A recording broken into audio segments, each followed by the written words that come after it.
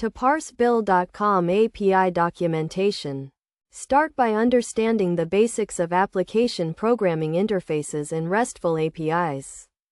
The Bill.com API is a RESTful API that allows developers to access and manage billing and payment data. First, navigate to the Bill.com API documentation website and familiarize yourself with the layout and organization of the documentation.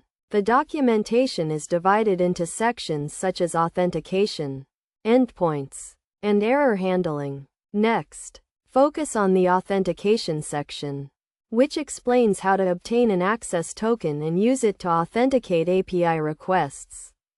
You will need to register for a Bill.com developer account and create an application to obtain a client ID and client secret. Then, explore the endpoints section, which lists all the available API endpoints, including those for creating, reading, updating, and deleting billing and payment data. Each endpoint includes information on the HTTP method, request parameters, and response format. For example, to retrieve a list of invoices, you would use the getInvoices endpoint and include parameters such as the company ID and date range. The response would include a list of invoice objects in JSON format. When parsing the API documentation, pay attention to the request and response formats, including JSON and XML. Understand how to handle errors and exceptions, such as invalid authentication or missing parameters.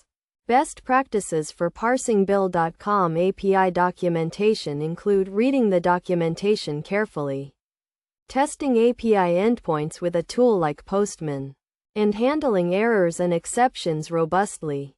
Additionally, consider using a library or framework to simplify API interactions, such as the Bill.com API SDK for Python or Java. These libraries provide pre-built functions for authentication, API requests, and error handling. By following these steps and best practices, you can effectively parse the Bill.com API documentation and integrate billing and payment functionality into your application. Remember to always refer to the official documentation for the most up-to-date information and to test your implementation thoroughly.